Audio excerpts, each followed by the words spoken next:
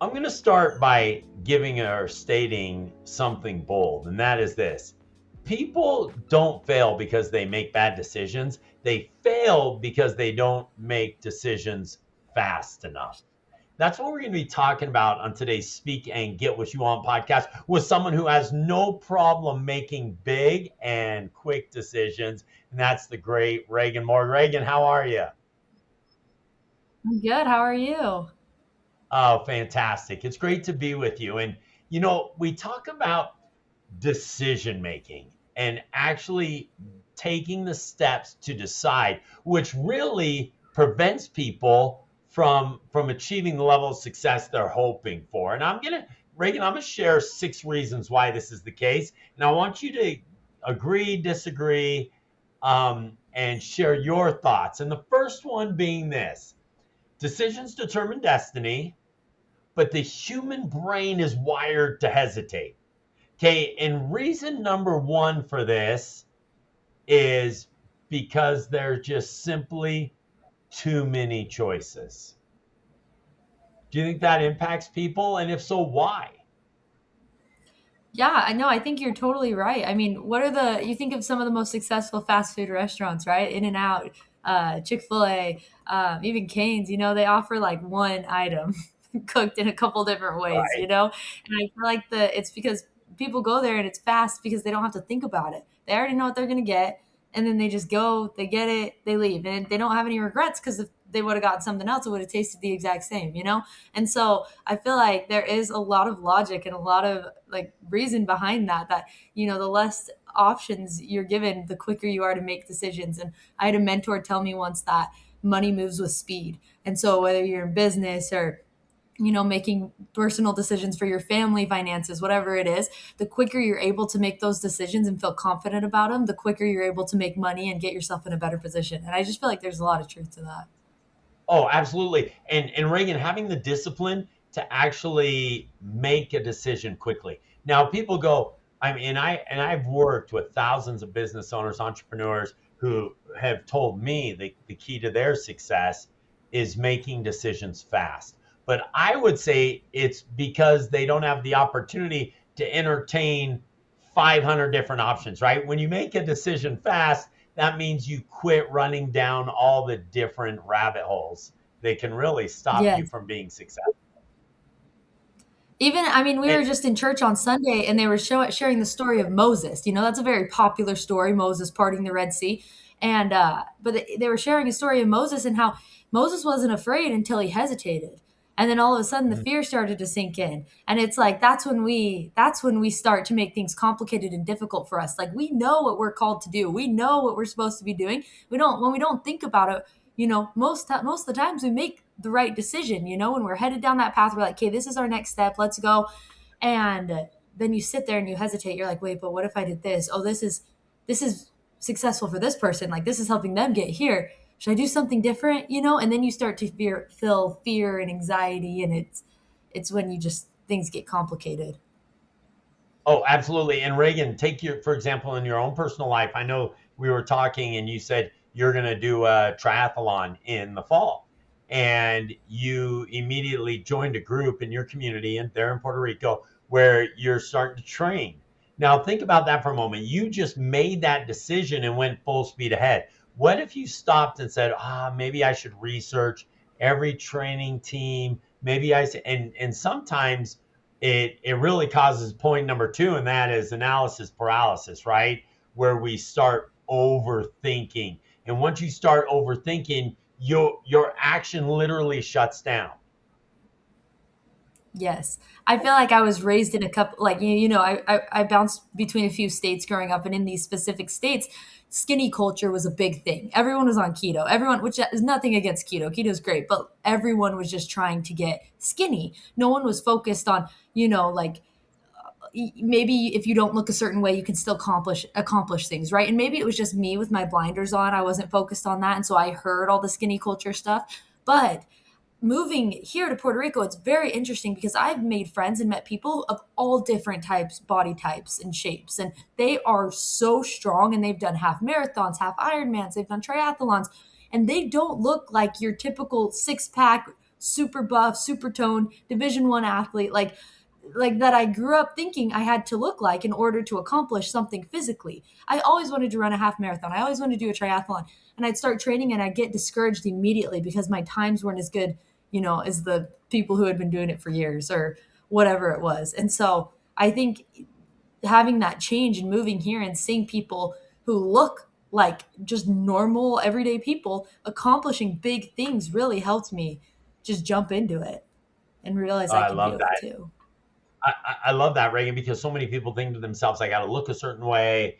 I've got to speak a certain way in order to get where I need to be. But the reality is, make that decision and quit falling into that second trap, the analysis paralysis, and move forward. Okay, here's number three, Reagan, which third reason why people are hesitant to make decisions, even though knowing that decisions determine our destiny, even knowing that decisions will help us get us where we need to be.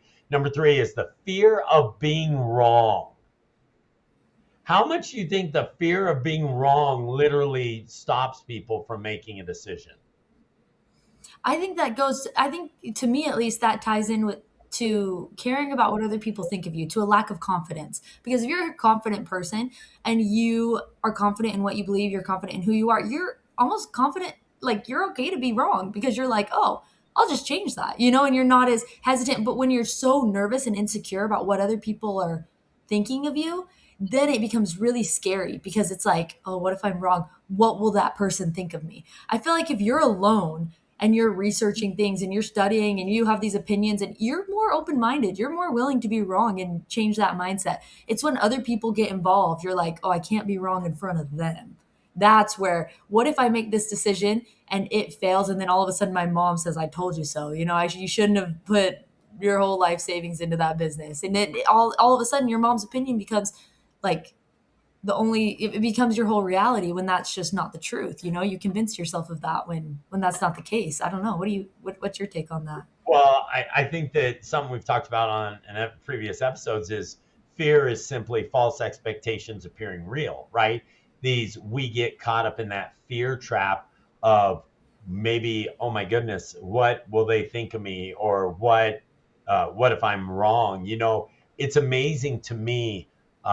TK and I were having a conversation the other day, and TK Stratton said to me, he goes, Chad, I cannot believe how much people care about other people's opinions about them. He said, people talk trash about me all the time. People say harsh things about me all the time. I don't care. And it's amazing to me. And TK was speaking in front of a youth group, and he was just asking them, how much do they care about what other people think? And in this particular group, he was just astounded at how many people really care. And so those really are connected. And TK, he just he just bought a large apartment building in downtown Scottsdale, Arizona, and he's turned it into luxury apartments. It was a office building, and they turned it into luxury apartments. And there's people all over the spectrum that are saying this, saying that. He doesn't care. He doesn't care. And I think that's such a powerful reminder to all of us to just not get caught up so much in being wrong, because as Reagan, you pointed out, it's caring what people think. Right. And those people aren't paying your bills. Those people aren't going to be, you know, taking care of you when things don't go right. So I don't know why we, give them so much energy and so much power, but we do. Right. Oh, okay, Reagan. Number four.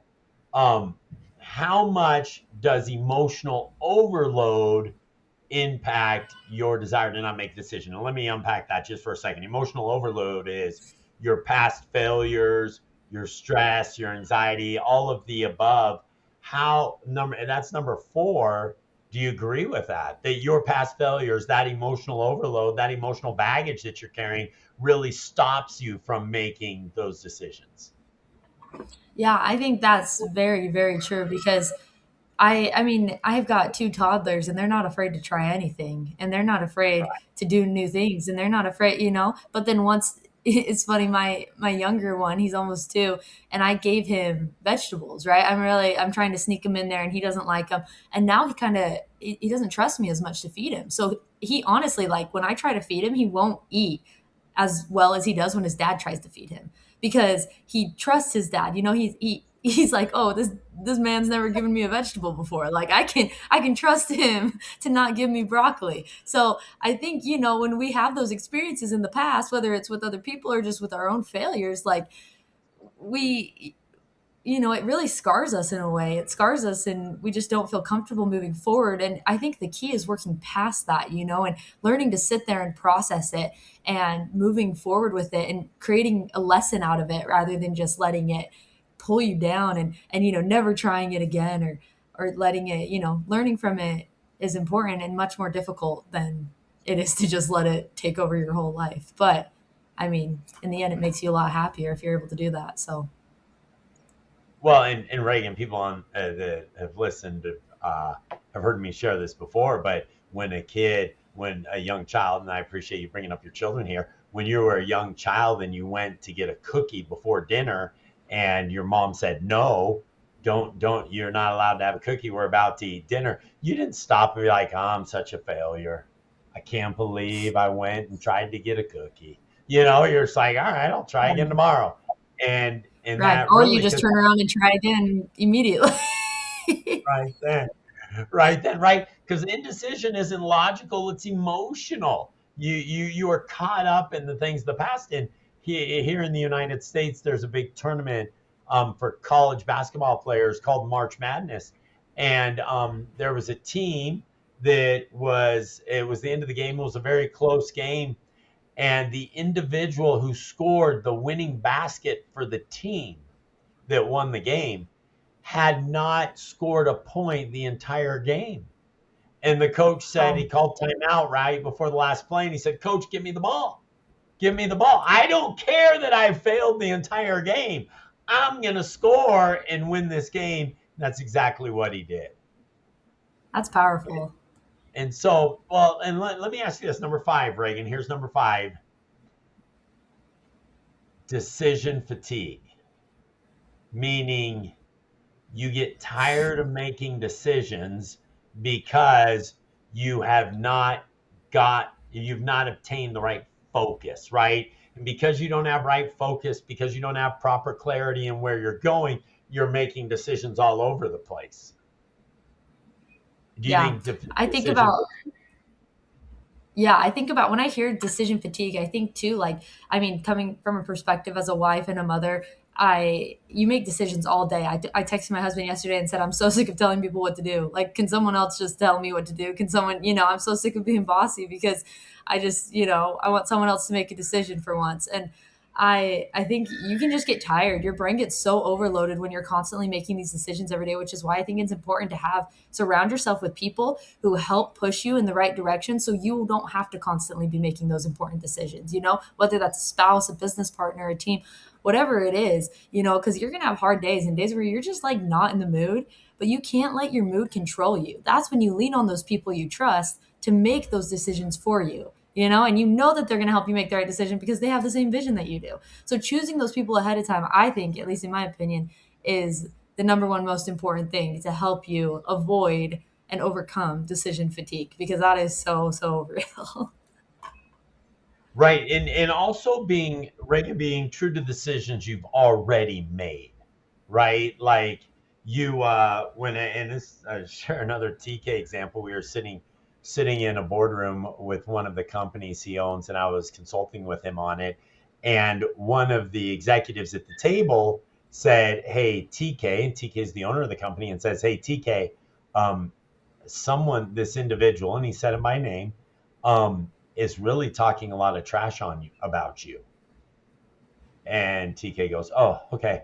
And then he continues the conversation, and the person's like, "TK, again, hey, TK, this person's really saying some negative things about you."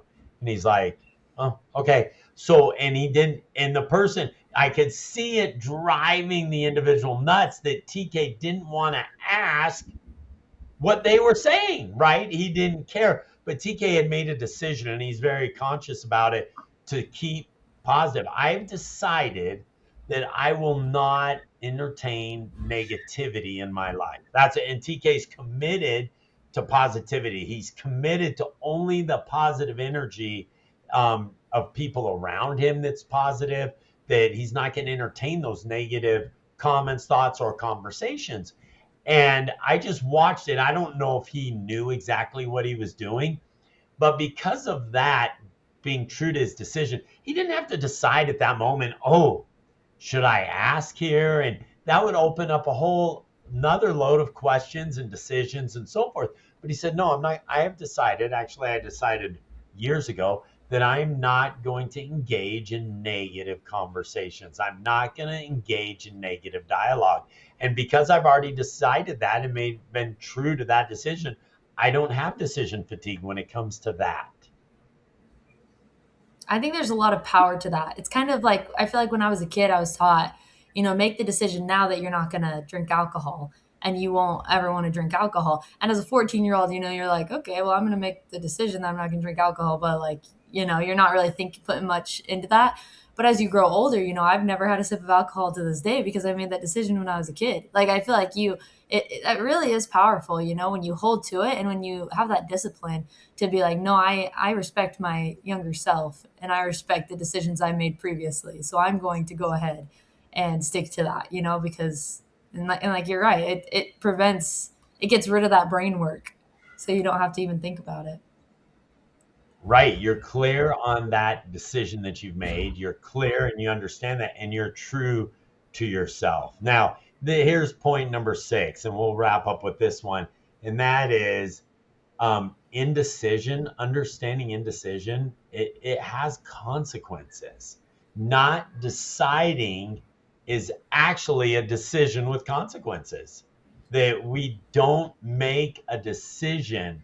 It's like if you were in healthcare and you delay treatment, it's not if you are in need of healthcare. And if you delay treatment, that's going to give you a worse outcome. And Yeah. so you make quick and rapid decisions. And when you make those decisions, it changes everything. In fact, we speaking of healthcare, Chase, one of my children, they were playing basketball, and he went up for a layup and got fouled pretty hard, and he came down on his hand, and it hurt really bad, and he thought that it might be broken. So we took him to the doctor, and the doctor x-rayed it, and it said, I don't know, I don't think it's broken. But then they're like, but there's a little area we're concerned with. So they sent it to an orthopedic surgeon, and the orthopedic surgeon looked at it, and he's like, I don't know. And so he turned to Chase, and he said, Chase, I think I should put you in this brace for 6 weeks, just in case. And Chase goes, just in case what? He goes, well, in case it's broken. And Chase goes, yeah, no, that doesn't work for me. And he goes, and the doctor, this is the doctor. And Chase is 15 years old. And he goes, what do you mean it doesn't work for you? And he goes, in a month, 6 weeks from now, basketball season's over. Is it broken? And the doctor goes, I don't think so. And he goes, then we're done. And he handed him the brace, and he went on his way. But he had made that decision that I'm playing basketball. Now, of course, if the hand was broken, then he wouldn't have played. But because the doctor Right. didn't know, and he's like, I don't know, maybe not. Chase is like, no, I'm making the decision. He made the decision. It ended up, fortunately, not to be broken, and he finished with a great season. But the point is, he was making the decision. The doctor was indecisive. The doctor's like, yeah, I don't know, maybe not. Jason's like, let me help you out. I'm going to make that decision. So indecision has real consequences. Yeah. I And love that. so And so sometimes we just have to be quicker to make decisions. Well, Reagan, you've been quick your entire life to make decisions. We have talked before, when you're 19 years old, you decide that you're 18 years old, you decide you're going to go be a nanny for a former Major League Baseball star. Within 2 weeks, you made that decision. You just most recently have just joined a group that you're going to go swim and you're going to do a triathlon. If there's one thing you could tell everyone listening to help them make decisions quicker, what would it be? Well, I think one common thing that you mentioned with each of those examples is that there was a deadline. I mean, if I wanted to go nanny and take this opportunity to go work for this, like you said, former Major League Baseball player and make a certain amount of money that was really appealing as an 18-year-old, I had to like make that decision within 2 weeks. I wanted to join this team of triathletes, and they had a triathlon coming up in October. So I'm like, okay, I'm postpartum with 2 kids. I need to make that decision fast because I need to start training fast. Even moving to Puerto Rico, Travis and I had to decide within a week if we were going to move or not. I think Right. that is like deadlines are so powerful and they stress a lot of people out. But I think deadlines can be a very, very positive thing at the same time, saying, okay, I want to get this done by this date, or even deadlines other people put on you. I think once you recognize like how much you're able to accomplish when someone gives you a deadline, you're going to be shocked at everything that you can accomplish because like you're stronger than you actually think you are. That's a fact. Like I do believe that you're stronger than you believe, and you won't ever find that out unless you push yourself in order to get there. I mean, get to where you want to be. It's really important. So hopefully I that answers love your that. question. I love that. And I'll just conclude with this. I love what you shared, but I want to emphasize you're stronger than what you believe. I was talking to my daughter in law, Carly, and she was talking, she served a mission for her church during COVID. And as she things just kept getting worse and worse and worse, and she got food poisoning. It was COVID. She just couldn't handle anything more, and she turned to God and she said, God, I can't handle anything else. She prayed and said, God, I can't handle anything else. I've hit my limit. And the next day she woke up and had bed bugs. And I said, what? And she goes, God taught me a powerful lesson. And I said, what's that? And she goes, I could do more than I thought I could do. I could do more than I thought I could do. And I was like, wow, Carly, what a powerful, powerful lesson. We can do more than we think we can do. Make decisions to help you get there. Decide quickly and fast. Reagan, thank you, thank you, thank you for your insights. Thank you for everything you shared. Always great having you on the show. Thank you so much for having me. It's always a pleasure to talk to you. Absolutely. Take care. Bye now. See ya.